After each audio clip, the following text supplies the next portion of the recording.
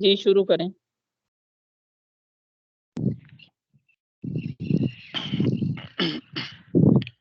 औज़ु बिल्लाहि मिनश शैतानिर रजीम। बिस्मिल्लाहिर रहमानिर रहीम।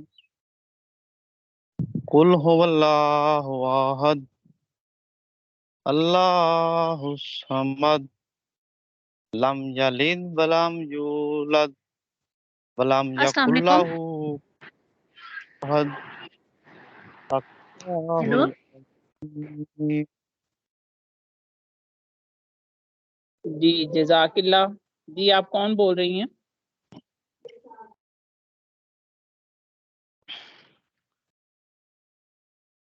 ये mic off दरमियान में रखा ना करें। कोई बोल रहा जी अब खामोश हो गई हैं आप। जज़ाकिल्लाह। तिलावत आपकी मुकम्मल हो गई है ना? है। जी जी करें शुरू। नात नात कौन पढ़ना चाहेगा? मैं पढ़ूंगा जी। पढ़ें जी। सभी मिलकर दरूद शरीफ पढ़ लें। सल्लल्लाहु अलैहि या हबीब अल्लाह। सल्लल्लाहु अलैहि या रसूल अल्लाह। वसल्लम अलैका या हबीब अल्लाह।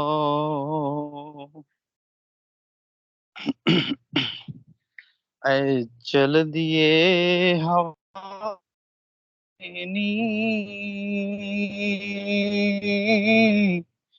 आका नू मेरा सलाम आखी। ऐ चल दिए हवाए नी आका नू मेरा सलाम आखी। दीदार न मिल जावे आका नू जाया आखी। दीदार दा मिल जावे आका नू जाया आखी। मैं नीवा ते मेरा मुर्शिद उच्चा ते मैं उच्चियां दे संग लाई। सदके जा उन्हां उच्चियां कोलों जिन्हां नीवियां नाल निभाई। बलगल ओला बे कमाल ही कशफंदो जाबे जमाल ही हसनत जमियो खिसाल ही सल्लू अलैहि वालैहि सल्लू अलैहि वालैहि। जिसे चादर पे बुला लिया जिसे चाहा अपना बना लिया। ये तेरे करम के हैं फैसले ये बड़े नसीब की बात है।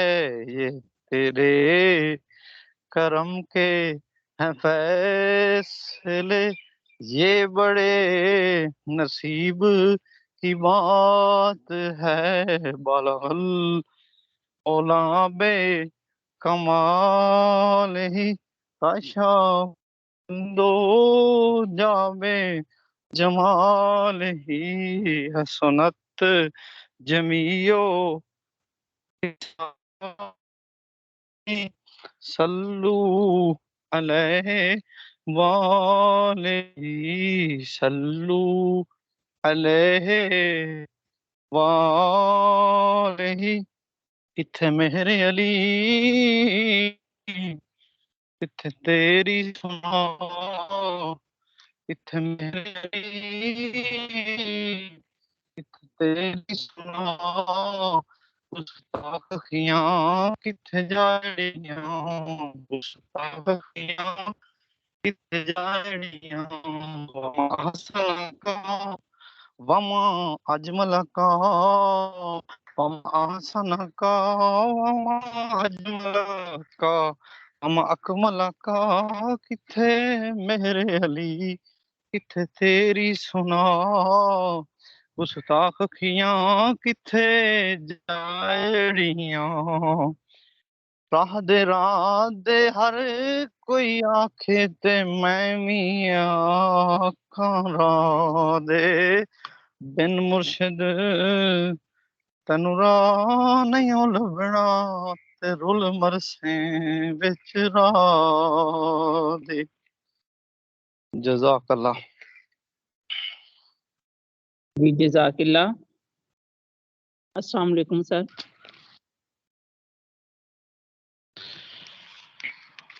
अस्सलाम वालेकुम। वालेकुम अस्सलाम। जी सर शुरू करने हैं या ना और नात भी सुननी है? जी नात कोई बच्ची पढ़ता है। जी कोई एक नात शुरू कर दे।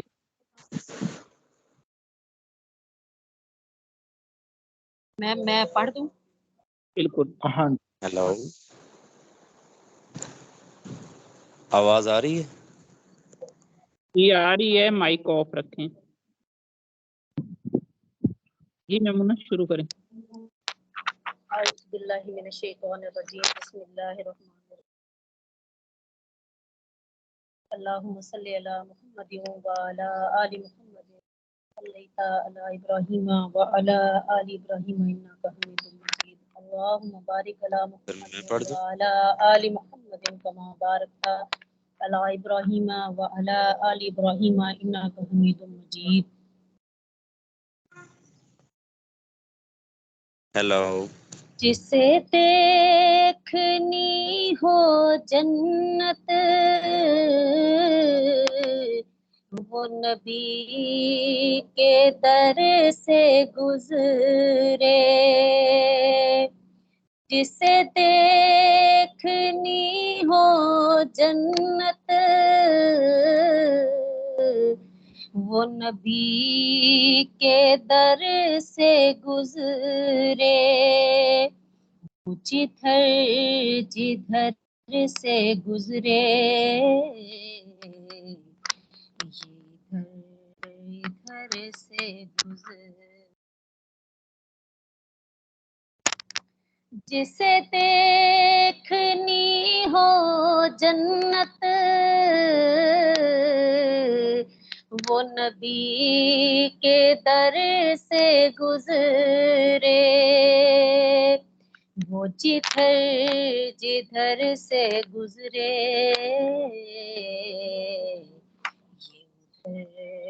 उधर से गुजरे। ये जिधर से गुजरे ये उधर से गुजरे। गमे हिजर मुस्तफा में यही कैफियत है अपनी।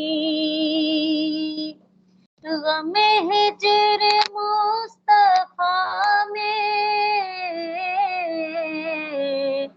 यही कैफियत है अपनी।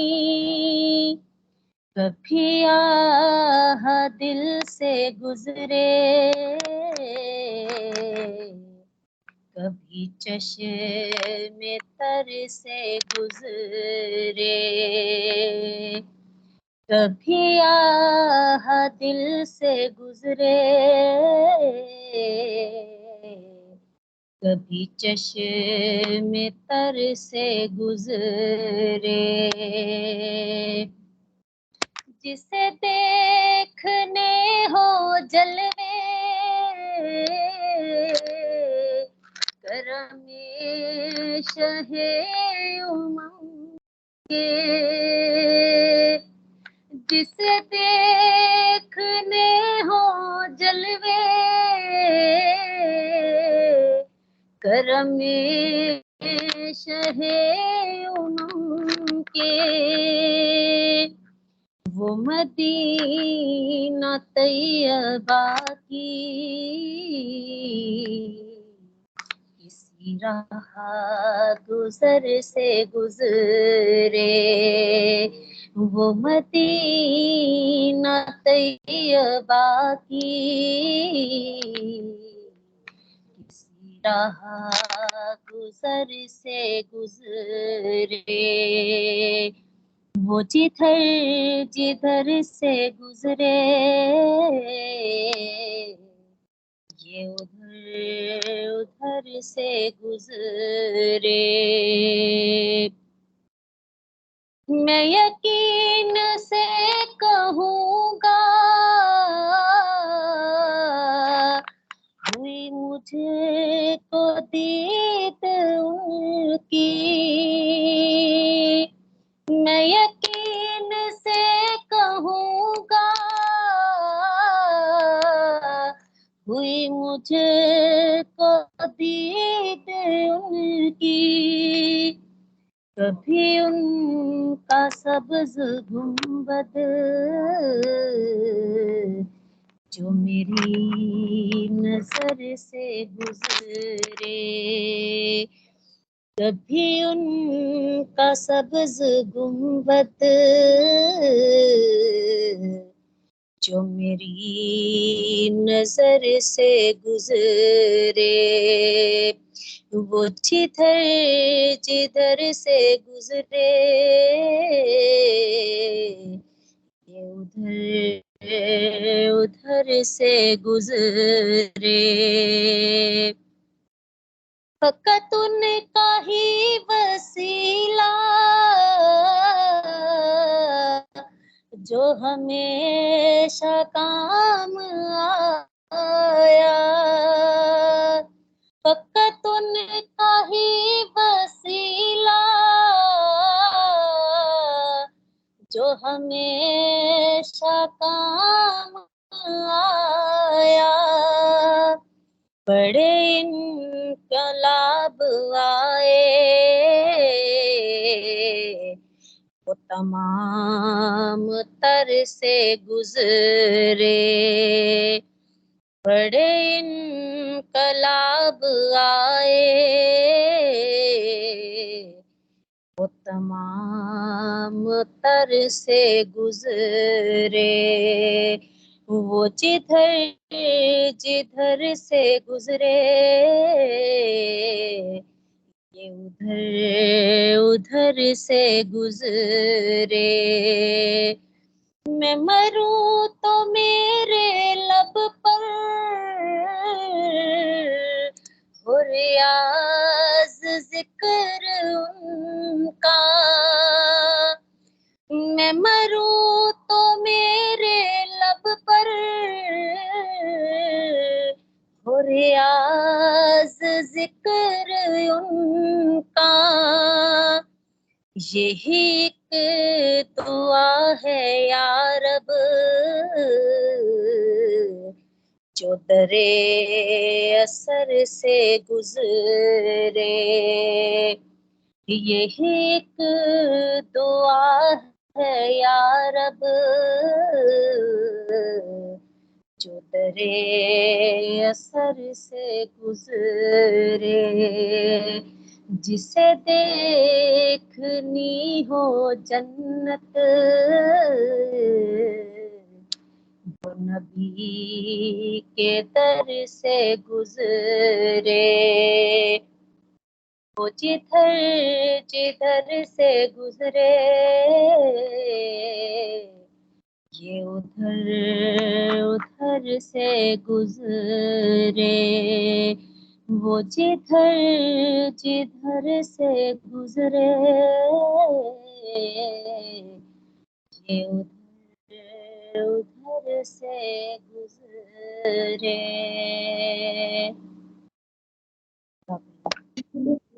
माशाल्लाह, जज़ाकिल्लाह। अब गुरु कामयाब कीजिए। जी सर। बिस्मिल्लाहिर्रहमानिर्रहीम। आज हम लेक्चर नंबर 22 का बाकायदा आगाज करते हैं। सबसे पहले तो एक शेर के देखा न कोहकन कोई फरहाद के बगैर, आता नहीं है फन कोई उस्ताद के बगैर। तो माशाल्लाह मैमूना की जो खूबसूरत आवाज है, इसके पीछे भी उनकी उस्ताद की मेहनत, काविश और रहनुमाई कार फरमा है। तो पहली मरूजी है हिस्सा ग्रामर में से, इस्म मफूल किसे कहते हैं। कल हमने पढ़ा था कि इसमें फाइल किसे कहते हैं, कि ऐसा इस्म या ऐसा फाइल जो किसी मस्दर से बने, जैसे आना से आने वाला, लिखना से लिखने वाला, चलना से चलने वाला। चलने वाले निकल गए हैं, जो ठहरे जरा कुचल गए हैं, इकबाल ने भी कहा था। तो आज पढ़ेंगे इस्म मफूल। ऐसा इस्म जो उस शख्स या चीज को जाहिर करे जिस पर कोई फेल या काम वाक़ हुआ हो, इस्म मफूल कहलाता है। इस्म मफूल की भी दो अकसाम होती हैं, मफूल समाई और मफूल कियासी। इनकी डिटेल कल पढ़ेंगे। उसके बाद है आहंग। आहंग ये एक इस्तिलाह है।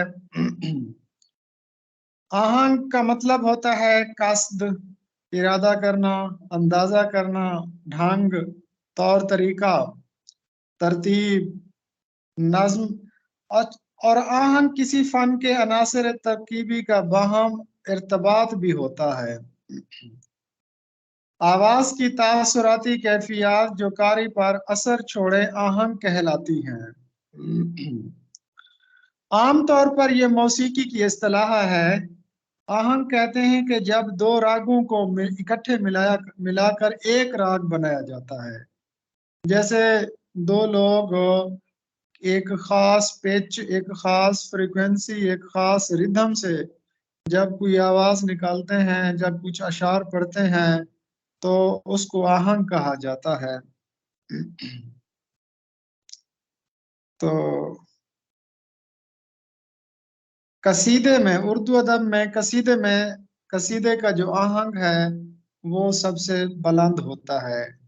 यानी कि दूसरे लफ्जों में एक क्या कहते हैं कि आहंग आवाज या वो असर जो कारी महसूस करे। उसके बाद नेक्स्ट है सनत मुबालगा। मुबालगा का मतलब है कि किसी वाक्य को बढ़ा चढ़ा कर पेश करना, किसी खूबी को बढ़ा चढ़ा कर पेश करना, किसी सिफत को बढ़ा चढ़ा कर पेश करना। इतना बढ़ा चढ़ा कर पेश करना कि वो बज़ाहिर चीज नामुमकिन लगने लगे। इसकी तीन अकसाम होते हैं, तबलीग, इकराक, इगराक और गुलू। इनके मुतालिक कल पढ़ेंगे। हम रोने पे आ जाएं तो दरिया ही बहा दें, हम रोने पे आ जाएं तो दरिया ही बहा दें, शबनम की तरह से हमें रोना नहीं आता। तो मुबालगे में किसी वाक्य की हकीकत होती है, जैसे रोना एक हकीकत है, लेकिन उस हकीकत को इतना बढ़ा चढ़ा कर बयान किया जाता है कि यूं महसूस होता है कि जैसे वो चीज नामुमकिन हो। अब रोने से भला कोई दरिया बहा सकता है, तो ये सनत मुबालगा है।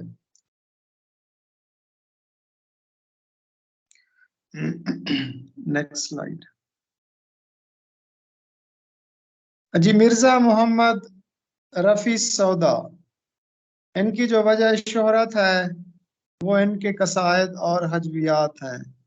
हज्व भी दरअसल कसीदे का एक पहलू है, एक हिस्सा है, एक रुख है जिससे ज़म का पहलू निकलता है। हज्व और ज़म, कसीदा और मदह, ये एक दूसरे के साथ साथ होते हैं।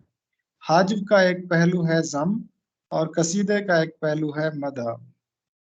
तो मिर्ज़ा मोहम्मद रफ़ी सौदा की वजह शोहरत उनके कसायद और हजवियात हैं। इनके मुतालिक तफसील से पढ़ चुके हैं।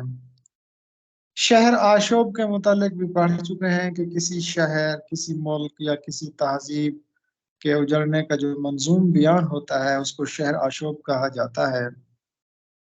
सबसे ज्यादा शहर आशोब दिल्ली के लिखे गए, दिल्ली के उजड़ने पर लिखे गए, दिल्ली के जिसका नाम शाहजहान आबाद भी था। नेक्स्ट मरूजी है कि वासोख्त का आगाज कहां से हुआ। वासोख्त, वासोख्त उर्दू शायरी की एक सिन्फ है। इसका मतलब है बेजारी। वासोख्त में शायर अपने महबूब को जली कटी सुनाता है, उसकी बेवफाई, उसके तगाफुल और रकीब के साथ ताल्लुक पर शिकायत करता है और थोड़ी बहुत धमकी भी देता है कि तूने अगर यूं ही बेवफाई की तो मैं फिर किसी और वफादार को ढूंढ लूंगा। वासोख्त आमतौर पर मुसद्दस की शक्ल में लिखी जाती है। अब्दुल हलीम शरर का कहना है कि वासोख्त का मुवल्लद लखनऊ है, यानी ये लखनऊ में पैदा हुई, जबकि गुले राना जो एक तस्करा है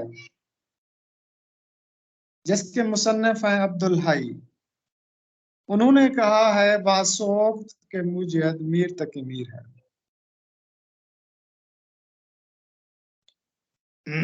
वासोख्त का एक शेर है,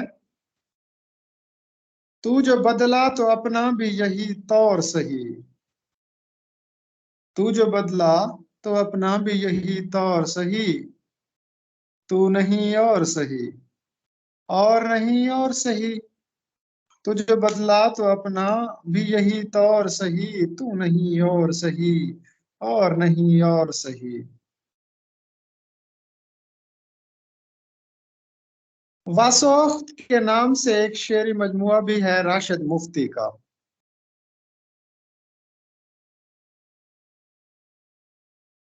वासोख्त हो, मरसिया हो, या इश्किया मसनविया हो, ये सब लखनऊ में पैदा हुए। जी नेक्स्ट स्लाइड मैडम जरूर।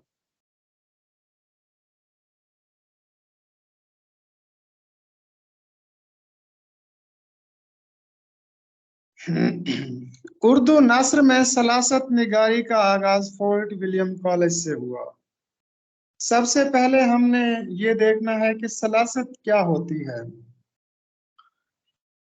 तहरीर में, नज्म नस्र में, कलाम में ऐसे अल्फाज लाना कि जिनसे हमारे कान आशना हो और ज़बान मानूस हो, यानी कलाम के अंदर, तहरीर के अंदर ऐसे अल्फाज लाना जिनसे जुबान मानूस और कान आशना हो, ऐसे अल्फाज जो हमारे सुने हुए हों, रोजमर्रा की गुफ्तगू हो, उसको, उस सिफत को सलासत कहा जाता है। और ऐसी तहरीर को सलीस नस्र कहा जाता है। तो सलासत दरअसल कलाम की एक खूबी है कि कलाम में वो अल्फाज लाना कि जिससे हमारी जुबान मनूस हो और कान हमारे आशना हो। उसके बाद है fort William college. Fort William college के मुतालिक आपको इल्म है कि ये सन 1800 को कलकत्ता में कायम किया गया था, और ये उस किले में कायम किया गया था कि जिस किले में अंग्रेजों ने टीपू सुल्तान को शिकस्त दी थी। तो उस किले में उसको फोर्ट विलियम कॉलेज का नाम दिया गया, और तकरीबन 10 जुलाई सन 1800 से उसका आगाज हुआ, और उसकी तारीख तासीस रखी गई है, इफ्तिताह की तारीख रखी गई थी 4 मई, क्योंकि 4 मई 1799 को टीपू सुल्तान को शिकस्त हुई थी। तो उसी की मुनासबत से फिर इन्होंने 4 मई सन 1800 को यौम तासीस रखा। हालांकि इसका आगाज 10 जुलाई 1810 को 1800 को हुआ था। अच्छा, फोर्ट विलियम कॉलेज कलकत्ता में है, जैसा कि मैंने आपको बताया। कुछ असनाफ ऐसी हैं जो कि मगरब से दरामद शुदा हैं, जिनको अंग्रेजी असनाफ भी कहा जाता है, जिनमें नावल, अफसाना और इंशाइया शामिल हैं। वैसे तो दुनिया का पहला नावल जो जदीद तरीन तहकीक के मुताबिक दुनिया का पहला नावल है, वो है गेंजी, गाफ ये नून जीम छोटी जी, गेंजी। ये एक जापानी नावल है जिसे जापान की एक नावल निगार मोरासाकी शकीबू ने लिखा है। तो गेंजी नावल है दुनिया का पहला नावल, और ये जापानी नावल है, और इसकी मुसन्निफा है मोरासाकी। इसी तरह अगर अफसाने को देखें तो दुनिया का पहला अफसाना एडगर एलन पोआ ने लिखा है। इसी तरह अगर इंशाइया को देखें तो इंशाइया फ्रांसीसी सिन्फ है। इसे सबसे पहले फ्रांसीसी अदीब मोंतीन ने इजाद किया था। तो ये सारी चीजें जो हैं। अच्छा, उर्दू में इंशाइया के बानी जवेद विशिष्ट के मुताबिक मुल्ला वजी है। उन्होंने कहा है कि सबरस उनकी जो नसरी तसनीफ है उसमें 11 इंशाइये हैं, जबकि ज्यादातर लोग अव्वलियत देते हैं सर सैयद अहमद खान को, कि उर्दू में इंशाइये के बानी हैं सर सैयद अहमद खान। नेक्स्ट मरूजी है कि जदीद नज्म निगारी का आगाज अंजुमन पंजाब के मुशायरों से हुआ। आपके इल्म में है कि 21 जनवरी 1865 को लाहौर में अंजुमन पंजाब कायम की गई, और अंजुमन पंजाब के तहत जदीद किस्म के मुनाज़मे शुरू हुए। जो नज़मिया मुशायरे होते हैं उनको मुनाज़मा कहा जाता है। इसी तरह जो रेख्ता के मुशायरे होते थे उन्हें मुराख्ता कहा जाता था। तो ये मुनाज़मे थे, यानी नज़मिया मुशायरे थे, और इसमें एक उन्वान दिया जाता और उस उन्वान पर एक नज़्म लिखी जाती।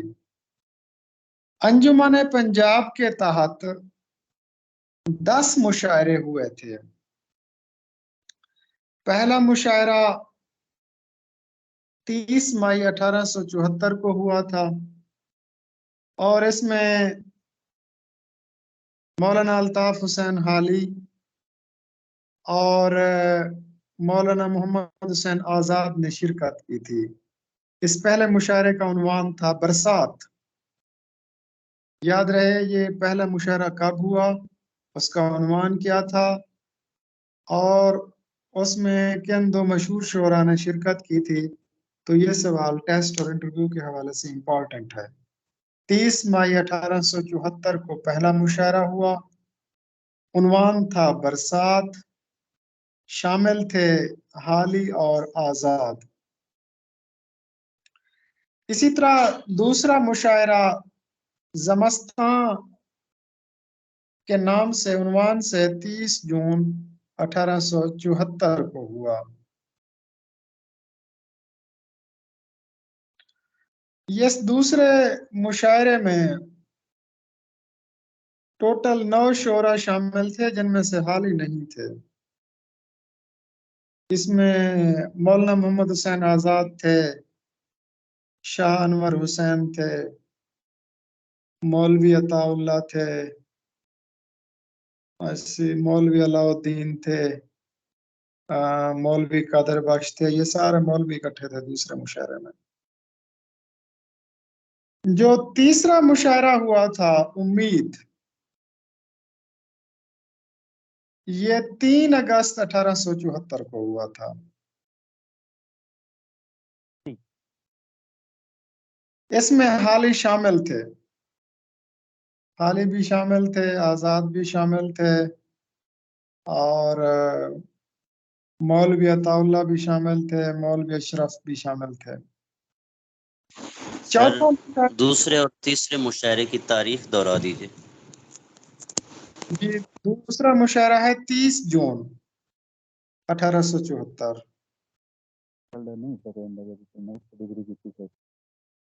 तीसरा मुशायरा था उम्मीद के मौजू पर 3 अगस्त 1874 को।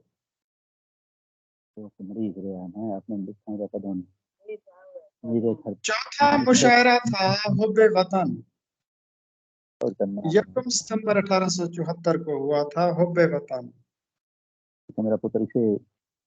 आजाद और हाली ने इसमें शमूलियत इख्तियार की थी। 5वां मुशायरा था हुब्बे वतन,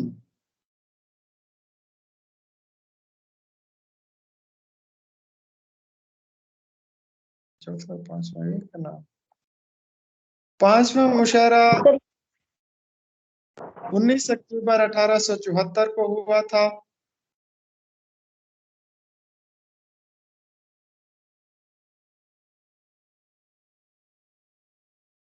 सर चौथे मुशायरे का नाम क्या था?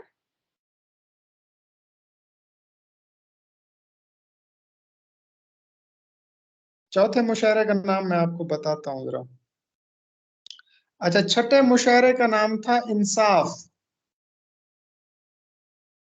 ये 14 नवंबर 1874 को हुआ था। इसमें हाली शामिल नहीं थे, आजाद नहीं, इसमें हाली शामिल थे। छठे मुशायरे में भी हाली शामिल थे। इंसाफ के मौजू पर उन्होंने लिखा था। मौलाना मोहम्मद हुसैन आजाद और मौलाना अल्ताफ हुसैन हाली, ये दोनों शामिल थे। मुफ्ती इमाम बख्श भी शामिल थे। 7वें मुशायरे का उन्वान था मुरव्वत। ये 19 दिसंबर 1874 को मुनक्किद हुआ।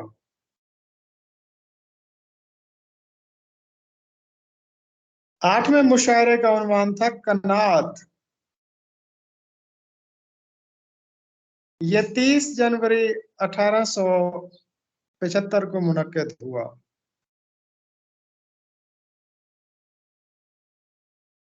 9वें मुशायरे का उन्वान था तहजीब।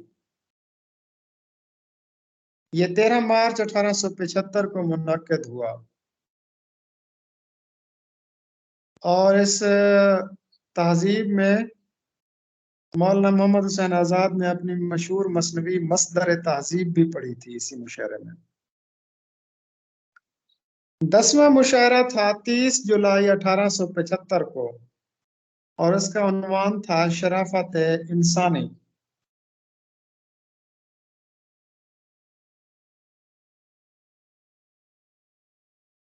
जी, अब आप में से कोई इनको दोबारा दोहरा दे। सर मैं दोहरा दूं? अस्सलाम वालेकुम सर। सर ये जी 10वें मुशायरे की तारीख और उन्वान ये वाज़ेह कर दीजिए।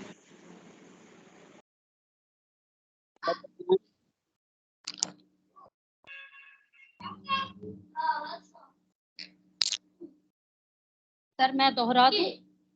जी जी। पहला मुशायरा 30 मई 1874 को हुआ। 30 मई 1874 पहला मुशायरा। इसमें हाली और आजाद ने शिरकत की थी और इसका उन्वान था बरसात। दूसरा मुशायरा ज़मिस्तान के उन्वान से था और इसकी तारीख है 30 जून 1874। इसमें तकरीबन 9 शोरा शामिल थे। तीसरा मुशायरा जो है वो उम्मीद के उन्वान से हुआ 3 अगस्त 1874। चौथा मुशायरा सर ये मेरा मिसिंग है, ये मैं नहीं लिख सकी। अच्छा, 5वां मुशायरा एक सेकंड, ये जो चौथा मुशायरा था उसका उन्वान था हुब्बे वतन, और 5वें मुशायरे का उन्वान था अमन। अमन वाश्ती जिसको कहते हैं ना, ये अमन होगा, अमन नहीं होगा, अमन। ये 5वां चौथा मुशायरा मुशायरा अमन था। इसका उन्वान जी, हुब्बे आप वतन। जी। 5वां मुशायरा इसका उन्वान अमन 19 अक्टूबर 1874 को मुनक्किद हुआ। छठा मुशायरा इसका उन्वान इंसाफ था 14 नवंबर 1874 को मुनक्किद हुआ। 7वां मुशायरा, इसका उन्वान मुरव्वत था। 19 नवंबर 1874 को ये मुशायरा मुनक्किद हुआ। 8वां मुशायरा, इसका उन्वान कनात था। कनात 30 जनवरी 1875 को मुनक्किद हुआ। 9वां मुशायरा, इसका उन्वान तहजीब था। 13 मार्च 1875 को ये मुशायरा मुनक्किद हुआ। 10वां मुशायरा, इसका उन्वान शराफत इंसानी था। 30 जुलाई 1875 को मुनक्किद हुआ। जी बेहतरीन, जबरदस्त। और आखिरी मुशायरे में मौलाना मोहम्मद हुसैन आजाद ने अपनी मशहूर मसनवी शराफत हकीकी पढ़ी थी।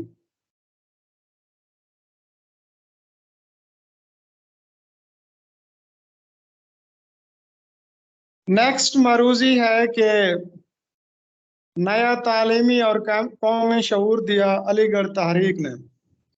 आपके इल्म में है कि गाजियाबाद और मुरादाबाद में सबसे पहले सर सैयद अहमद खान ने स्कूल्स खोले। उसके बाद फिर 1875 में Mohammedan Anglo oriental high school कायम किया अलीगढ़ में, जो 1877 में कॉलेज बना। और फिर 1920 में अलीगढ़ यूनिवर्सिटी गया। तो हिंदुस्तान में अलीगढ़ तहरीक ने मुसलमानों को तालीम दिया, प्लेटफॉर्म मुहैया किया। उसके बाद मारूजी है कि जामिया उस्मानिया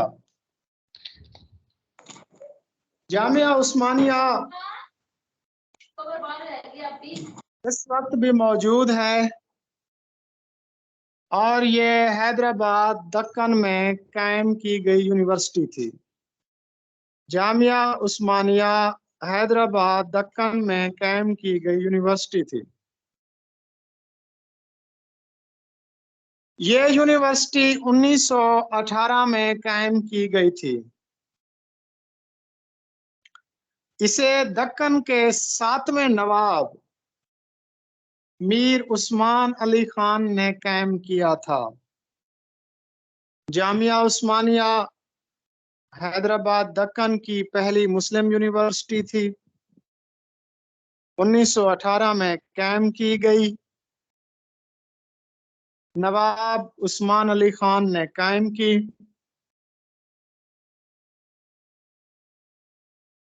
कहा जाता है कि ये हिंदुस्तान की तीसरी कदीम तरीन यूनिवर्सिटी है। और दिलचस्प बात यह है कि ये यूनिवर्सिटी आज भी तालीम दे रही है इंजीनियरिंग, तिब और कानून की।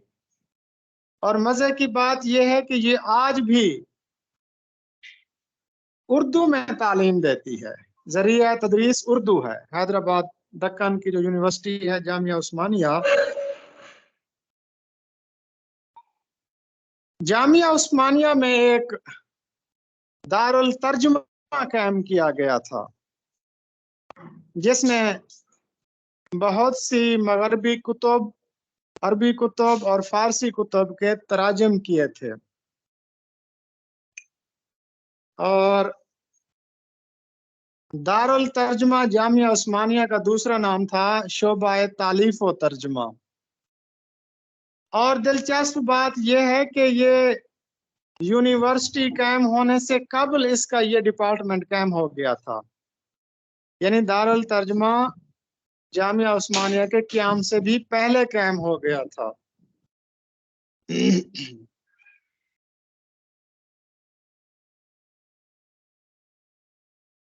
इस्तिलाह साजी के हवाले से ये दारुल तर्जुमा बड़ा मशहूर है। वहीदुद्दीन सलीम यहाँ तर्जुमा करते थे और उन्होंने एक किताब लिखी थी वज़ा इस्तिलाहात।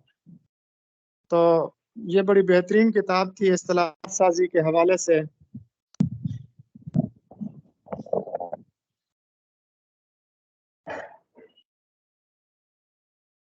अदब जीस्त पैमा और आईना असर है।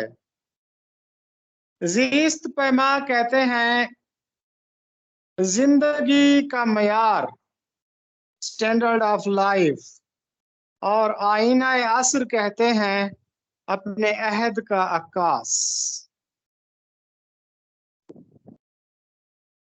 उसके बाद है हिंदुस्तान के दो अजीम इनकलाबात 1857 और 1947 हुए थे। इब्नुल वक्त, ये आप सबके इल्म में है कि ये डेप्यूटी नजीर अहमद का चौथा नावल है। इस नावल में उन्होंने अपने दौर के समाजी, सियासी और अखलाकी मसाइल का जिक्र किया है। इब्नुल वक्त का मतलब होता है ऐसा शख्स जो खुशामदी हो, चढ़ते सूरज को सलाम करने वाला हो, मौका परस्त हो, मौका से फायदा उठाने वाला हो।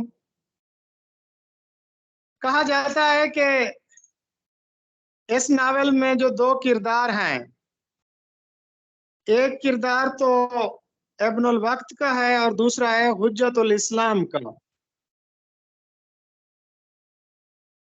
इब्नुल वक्त जो है इस नावल का मरकजी किरदार है। सर सैयद अहमद खान के बेटे का कहना था कि डेप्टी नजीर अहमद के नावल में जो इब्नुल वक्त का किरदार आया है वो दरअसल मेरे वालिद सर सैयद का किरदार था। इसमें मगरबी और मशरकी तहजीब का एक मवाजना पेश किया गया। इब्नुल वक्त को मगरबी तहजीब की हिमायत करते दिखाया गया, जबकि हुज्जतुल इस्लाम मशरकी तहजीब का नुमाइंदा था। कहा जाता है कि इस नावल में 3 किस्म के नजरियात पेश किए गए, क्योंकि उस वक्त 3 किस्म की सोचें थीं। एक वो लोग जो मगरबी तहजीब की मुकम्मल हिमायत करते थे, जैसे सर सैयद अहमद खान। दूसरा वो लोग जो बैन थे, जैसे डेप्यूटी नजीर अहमद, शिबली नोमानी। और कुछ लोग वो थे कि जो बिल्कुल ही मशरकी तहजीब की हिमायत करते थे, जैसे अकबर इलाहाबादी। तो इस नावल में इसी कशमकश को बयान किया गया था। जबकि डेप्यूटी नजीर अहमद के दूसरे नावलों में आपके इल्म में है मिरातुल उरूस, तौबतुन नसूह, बनातुन नाश, रुयाए सादिका, फसाना मुब्तला, अय्यामी वगैरह शामिल है।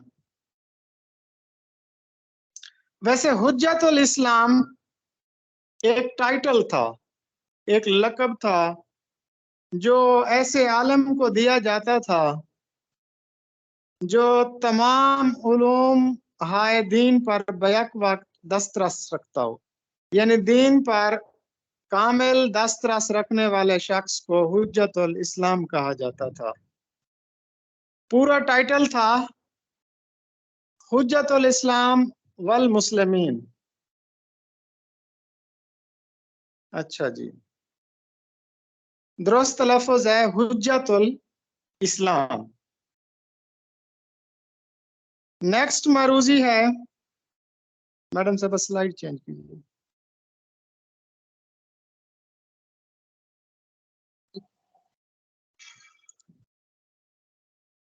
जी, मौसफ़ी की मसनवियों का जिक्र है कि मौसफ़ी ने 4 मसनवियाँ लिखी थी। डॉक्टर ख्वाजा मोहम्मद ज़करिया के मुताबिक 4 इश्किया मसनवियाँ लिखी थी, जिनमें से शोला इश्क और जज्बा इश्क, शोला इश्क, गुलजार शहादत और बहरुल मोहब्बत शामिल हैं। उसके बाद ख्वाजा मोहम्मद ज़करिया के बकौल इंशा का शुमार रेख्ती गो के बानियान में होता है। वो जो आम तौर पर रेख्ती पढ़ी जाती है ना, सजन नाम है तो पर्दे से निकल कर बाहर बैठूंगी, बहाना करके मोतिया का पिरौने हार बैठूंगी। तो आपके इल्म में है कि रेख्ती जो है वो ऐसी मर्दाना शायरी कि जो जनाना अंदाज में जिसका इजहार किया जाए, जनाना शायरी। औरत के इजहार इश्क को भी रेख्ती कहा जाता है। आमतौर पर पूछा जाता है कि रेख्ता की मुअन्नस रेख्ती है, ये गलत है। रेख्ता और चीज है।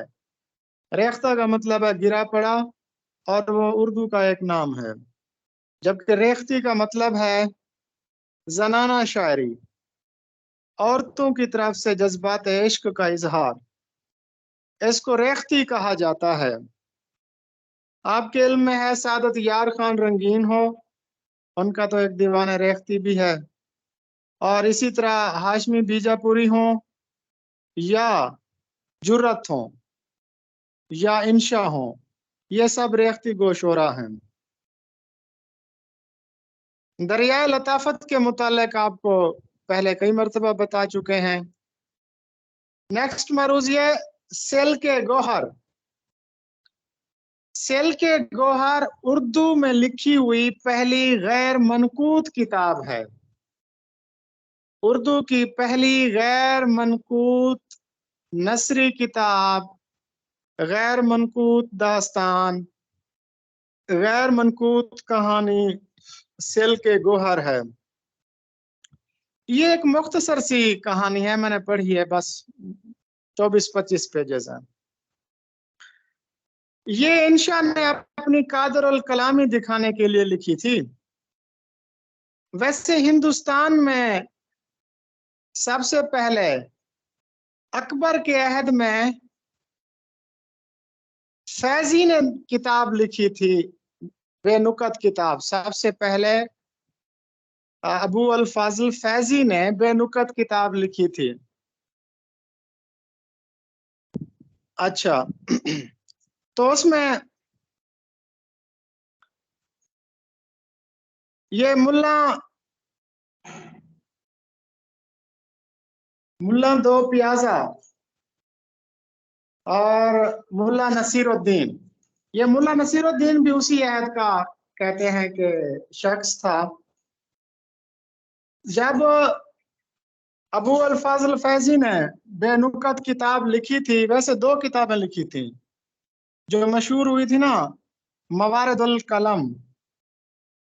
मवारिदुल कलम जो किताब लिखी थी अबू अल फाजिल फैजी ने, तो मुल्ला नसीरुद्दीन ने उस पर इल्जाम अपना उस पर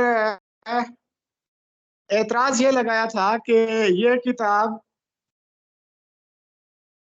मुकम्मल गैर मनकूत नहीं है, क्योंकि अबू अल फाजिल फैजी इस मुसन्निफ ने अपना नाम लिखा है, उसमें तो नुक्ते मौजूद हैं। फिर कहते हैं कि उन्होंने अपने वालिद का नाम मुबारक लिखा था। अबू अल फजल फैजी के वालिद का नाम मुबारक था, उन्होंने वालिद के नाम से ये किताब शाये कराई थी। और मुबारक में भी नुक्ता आता है, लेकिन उसने मारक लिखा था, क्योंकि मकामी लोग मुबारक को मारक कहते थे।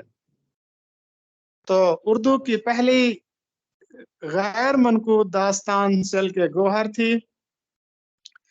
इसी तरह उर्दू का पहला बेनुकत कसीदा भी इंशा ने लिखा था।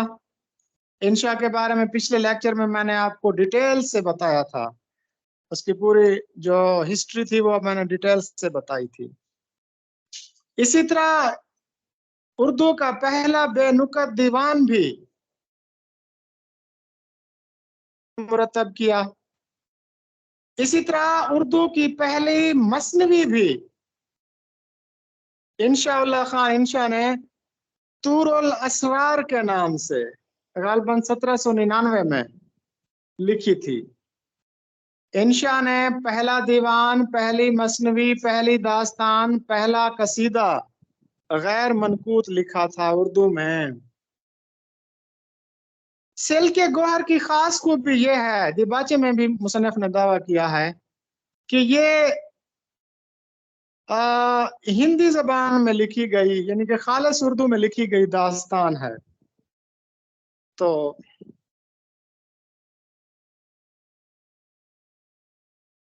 उसके बाद है कि जुरत का असल नाम क्या था? शेख कलंदर बख्श जुरत। जी मैडम साहब, नेक्स्ट।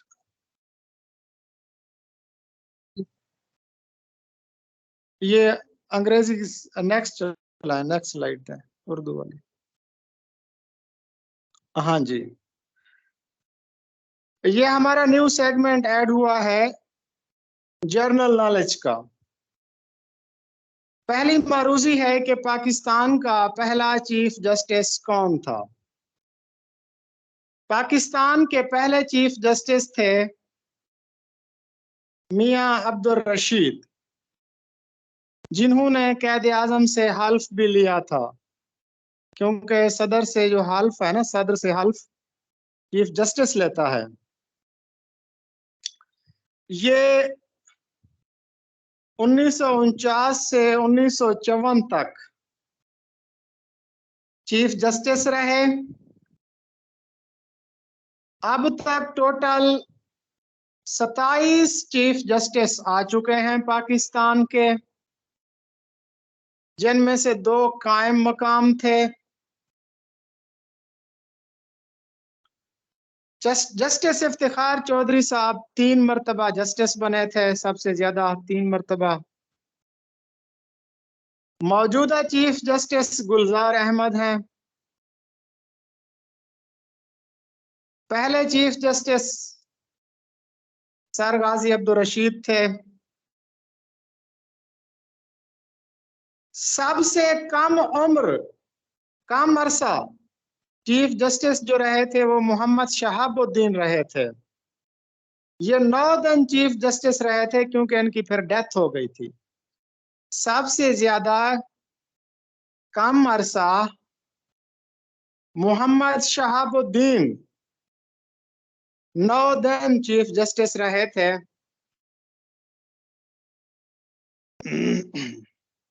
और सबसे ज्यादा अरसा मोहम्मद हलीम रहे थे। मोहम्मद हलीम, मोहम्मद है वो सबसे ज्यादा उन्होंने मुलाजमत की बतौर चीफ जस्टिस।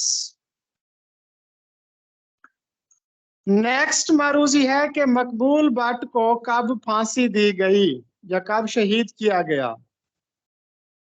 ये एक कश्मीरी रहनुमा थे, आजादी पसंद थे। इनको कत्ल के इल्जामात में, 2 कत्ल के इल्जामात में 11 फरवरी 1984 को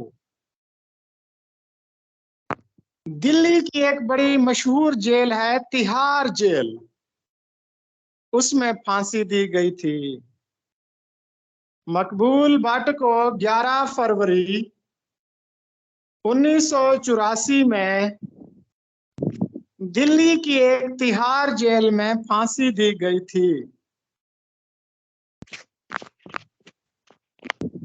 तीसरी मारूजी है कि काबीना ने नेशनल सिक्योरिटी प्लान की मंजूरी कब दी? 28 दिसंबर 2021 को। चौथी मारूजी है गंधारा स्कूल ऑफ आर्ट किस बादशाह के अहद में कायम हुआ? आप सबको पता है ये गंधारा तहजीब, ये पिशावर और टेक्सला और इन इलाकों में जो खुदाई के दौरान फने तामीर के जो शाहकार निकले हैं, खास तौर पर पहले इस इलाके में बुद्ध मत बहुत ज्यादा थे। तो बुद्ध आपको पता है वो मुजस्मे बनाते हैं। तो ये जो मुजस्मा साजी का जो हुनर था, जो आर्ट था, ये 1ली सदी ईस्वी में एक बादशाह था खुशनास, उसके अहद में इसको बाकायदा फन का दर्जा दिया गया। तो ये गंधारा स्कूल ऑफ आर्ट या गंधारा फन तामीर का जो स्कूल है, ये पहली सदी ईस्वी के बादशाह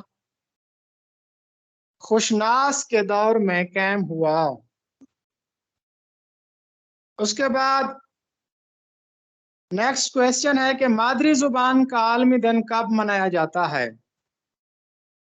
ये हर साल 21 फरवरी को मनाया जाता है। 1999 में यूएनओ ने फैसला किया कि मादरी जुबान का दिन मनाया जाएगा और फिर अगले साल ही 21 फरवरी सन 2000 से इसको बाकायदा इस दिन को बाकायदा मादरी जुबान का दिन मनाया जाता है। इसकी लॉजिक क्या है? इसकी लॉजिक क्या है कि 21 फरवरी को ही मादरी जुबान का आलमी दिन क्यों मनाया जाता है? हुआ यह था कि 21 फरवरी 1952 को बांग्लादेश में ढाका यूनिवर्सिटी,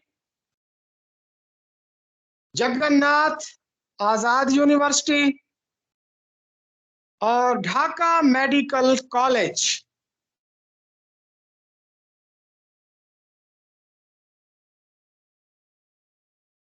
इनमें मेडिकल के तलबा ने एहतजाज किया कि पाकिस्तान की कौमी ज़ुबान उर्दू के साथ साथ बंगाली भी होनी चाहिए। वो मेडिकल के तलबा एहतजाज कर रहे थे कि पुलिस ने गोली चला दी थी और काफी स्टूडेंट्स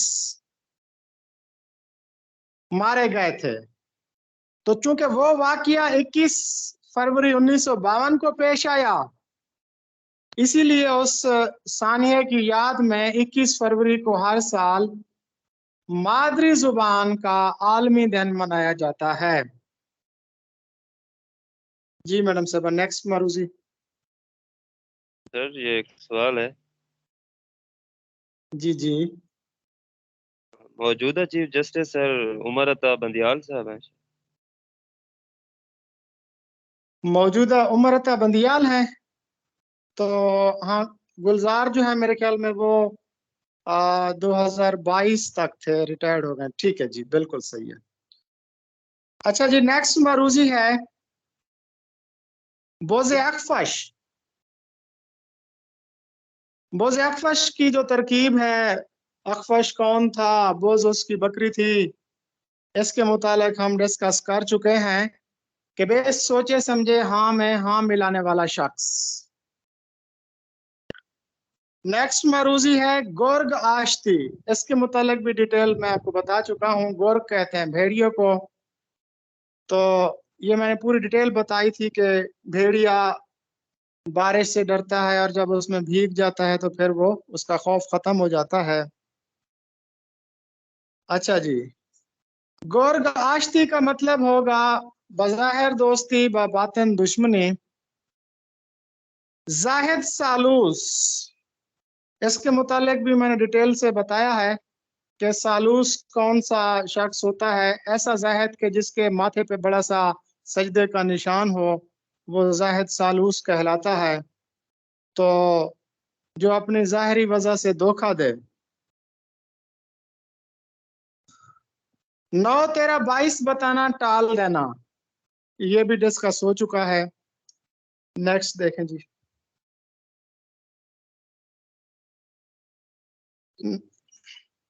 जी नेक्स्ट है नालिश करना। इसके मुतालिक भी मैंने आपको बताया है कि ये कानूनी इस्तिलाह है। इसका मतलब होता है दावा दायर करना। वैसे नालिश करने का लुग़वी मतलब होता है आहो फरियाद करना, लेकिन बतौर इस्तिलाह इसका मतलब होता है दावा दायर करना। उसके बाद गत्रबूद करना, यह भी हो चुका है। खालत मालत करना, नखास चढ़ना, रुसवाए आम होना, यह भी हो चुका है। पानी में आग लगाना, किसी मुतहम्मिल मिजाज को भड़काना, ये भी पढ़ चुके हैं। कच्चा चिट्ठा खोलना, ये भी हम पढ़ चुके हैं। सही सही हाल बयान करना। फाख्ता उड़ाना, मजे करना, ये भी पढ़ चुके हैं। दामन तर होना, गुनहगार होना। ख्वाजा मीर दर्द का एक बड़ा मशहूर शेर है, शमा के मानद हम इस बाज़म में, चश्मे तर आए थे दामन तर चले। तो अक्सर लोग इसको चश्मे नम पढ़ते हैं, जो कि गलत है। दुरुस्त शेर इसी तरह है, शमा की मानद भी नहीं बल्कि के मानद। शमा के मानद हम इस बाज़म में, चश्मे तर आए थे दामन तर चले। तो इसमें तशबीह भी है, और दामन तर होना का मतलब होता है गुनहगार होना। उसके बाद है पानी भरना, गुलामी करना, ये भी सबके इल्म में है। सब्ज कदम होना, मनहूस होना, ये भी हम पढ़ चुके हैं। इसके साथ एक और लफ्ज होता है खजस्ता गाम। गाम कदम को कहते हैं। खजस्ता कदम होना या खजस्ता गाम, उसका मतलब होता है मुबारक कदम होना। वो तरकीब खिज़्र राह में इकबाल ने इस्तेमाल की है, खजस्ता गाम। तो सब्ज कदम होना, मनहूस होना, खजस्ता गाम मुबारक होना, आंखें सफेद होना, बिनाई जाते रहना। किसी शख्स की बिनाई चली जाए ना तो हम कहते हैं कि आंखें सफेद। तो एक होता है खून सफेद हो जाना। खून सफेद हो जाना यानी कि बेमुरवत हो जाना, बेहिस हो जाना, बेहिया हो जाना। और ये है आंखें सफेद होना। इसी तरह शीन काफ दुरुस्त होना, तलफ़ुज़ दुरुस्त होना, ये भी पढ़ चुके हैं। नेक्स्ट मैडम साहब। फैल मचाना, झूठ मूठ का रोना, ये भी पढ़ चुके हैं। मुहावरा हमेशा अपने मजाजी मानी देता है, ये भी पढ़ चुके हैं। रोजमर्रा हमेशा अपने हकीकी मानी देता है, ये भी पढ़ चुके हैं। रोजमर्रा, अच्छा ठीक है जी। जौनपुर का काजी, जौनपुर, इसकी डिटेल भी मैंने आपको बताई थी कि एक उस्ताद साहब बच्चों को पढ़ा रहे थे और बच्चे सबक याद नहीं कर रहे थे, तो वो उन्हें कहने लगा कि जितनी मेहनत मैंने आपके साथ की है, अगर किसी गधे को भी पढ़ाता तो वो इंसान बन जाता। तो करीब ही से एक कुम्हार गुजर रहा था, तो वो अपने गधे से नाला था। तो उसने कहा कि मौलवी साहब मेरे गधे को भी इंसान बना दें। और फिर वो जबरदस्ती मौलवी साहब के यहाँ गधा छोड़कर चला गया। 1 साल के बाद वापस आया और पूछा कि मौलवी साहब मेरा गधा कहाँ? तो उसने कहा कि वो जौनपुर में चौक पर फैसले कर रहा है। तो फिर वो वहां पहुंचा और जौनपुर के काजी को ऐसे इशारे करने लगा जैसे मालिक गधे को करता है। तो वो बड़ा मुताज्जब हुआ, और जब उसे सारे वाक़ये का इल्म हुआ तो उसने उसे दे दिलाकर जान छुड़ाई। तो जौनपुर का काजी यानी इंतहाई बेवकूफ शख्स, इंतहाई बेवकूफ शख्स। अब जो गधे को इंसान बनाने पे तुला हुआ हो तो वो बेवकूफ शख्स ही होगा ना। वैसे इंसान और गधा फिल्म भी देखनी चाहिए रंगीले की, बड़ी कमाल किया है। अच्छा जी, उसके बाद है रेख्ती।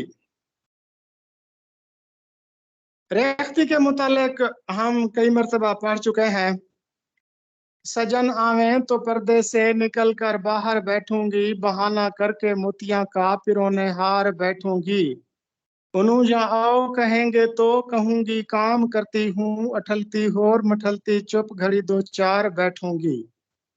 तो इसके मुतालिक हम पढ़ चुके हैं। उसके बाद है, बल्कि इससे पहले है भानमती का कुंभा। ये पूरी कहावत इस तरह है कि भानमती ने कुंभा जोड़ा, कहीं की ईंट कहीं का रोड़ा।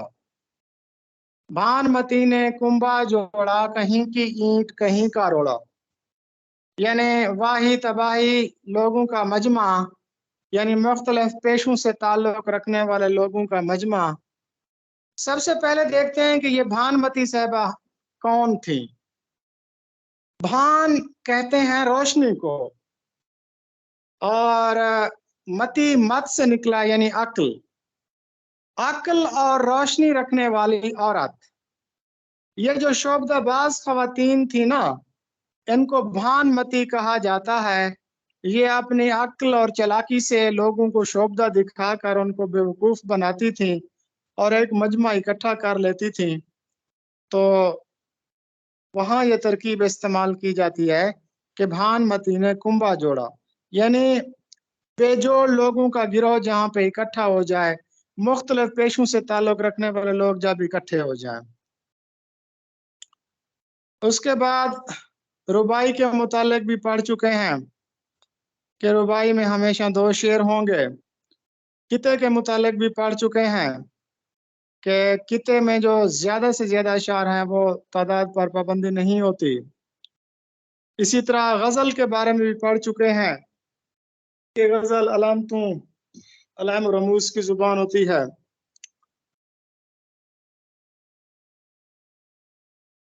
जी, उसके बाद है तारीख गोई। ये एक फन है, मुख्तलिफ जुबानों में ये राइज है। किसी शेर, किसी मिसरे या अल्फाज से हरूफ अबजद के कुछ हरूफ की मदद से किसी वाक्य की तारीख बरामद करना। तारीख गोई में हरूफ अबजद जो 28 हैं, उनकी कीमतें मुकर्रर हैं, उनके आदाद मुकर्रर हैं। जैसे अलिफ और अलिफ मद आ की कीमत 1 है, बे और पे की कीमत 2 है। इसी तरह जीम और चीम की कीमत 3 है, दाल डाल जाल की कीमत 4 है। इसी तरह 28 हरूफ हैं और हर हर्फ की कीमत मुकर्रर की गई है। तो इन हरूफ के को जमा करके अगर कोई साल बरामद होता है तो इसम को कहा जाता है तारीख गोई। जैसे मौलाना अबू अल कलाम आजाद, इनका तारीखी नाम फिरोज बख्त था। अगर फिरोज बख्त को देखा जाए, इनके वाले साहब इनको फिरोज बख्त पुकारते थे, हालांकि इनका असल नाम जो है मुहय्युद्दीन था, मुहय्युद्दीन अहमद था। लेकिन इनके वालिद जो थे खैरुद्दीन, सैयद मोहम्मद खैरुद्दीन, वो इनको फिरोज बख्त कहा करते थे। फिर एक फारसी का मिसरा है, जमा बख्तो जमा ताबे जमा बाद, जमा बख्तो जमा ताबे जमा बाद। अगर इनके हरूफ को इकट्ठा किया जाए कीमतों को तो 1305 हिजरी निकलता है, जो कि मौलाना अबू अल कलाम आजाद की का सन विलादत है। तो हरूफ अबजद के आदाद की मदद से हम किसी भी वाक्य का सन बरामद कर सकते हैं। इसको कहा जाता है तारीख गोई, यानी हरूफ के मदद से, हरूफ के अदद से साल बरामद करना। बेनुकत शायरी भी आप सब लोग पढ़ चुके हैं कि ऐसी शायरी के जिसमें कोई नुक्ता ना आए। उसके बाद है सोनेट। सोनेट के बारे में भी हम पढ़ चुके हैं कि इसमें 14 मिसरे होते हैं। तो मैं आपको एक सोनेट सुनाता हूँ, टाइम ओवर हो गया है। किसी को ऐश में देखा, किसी पर जहमतें देखी, किसी को ऐश में देखा, किसी पर जहमतें देखी, किसी को ख्वाबे राहत में, किसी को बेकरारी में, किसी के यार हम पहलू, किसी को दिल फुगारी में, किसी को नशाए दौलत, किसी पर आफतें देखी, गजब के वलवले देखे, बला की हसरतें देखी, किसी के दिन गुजरते देखे जिल्लतो खुआरी में, किसी की रात कटते देखी फरियाद और जारी में। नहीं मालूम इन आंखों से क्या क्या सूरतें देखी, किसी को ऐश में देखा, किसी पर जहमतें देखी, किसी को ख्वाबे राहत में, किसी को बेकरारी में, किसी के यार हम पहलू, किसी को दिल फुगारी में, किसी को नशाए दौलत, किसी पर आफतें देखी, गजब के वलवले देखे, बला की हसरतें देखी, नहीं मालूम इन आंखों से क्या क्या सूरतें देखी। तो मैंने आपको उर्दू का एक मशहूर सोनेट सुनाया। तो इसके साथ ही आज कि हम लेक्चर का इख्तिताम करते हैं। बहुत शुक्रिया मैडम साहब। मैम एक छोटा सा सवाल पूछ।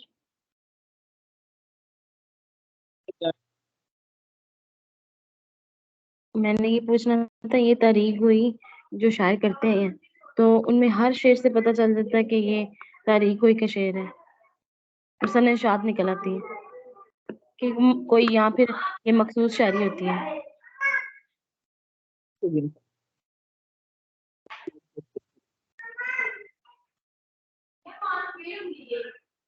मैम जी आपकी आवाज नहीं आ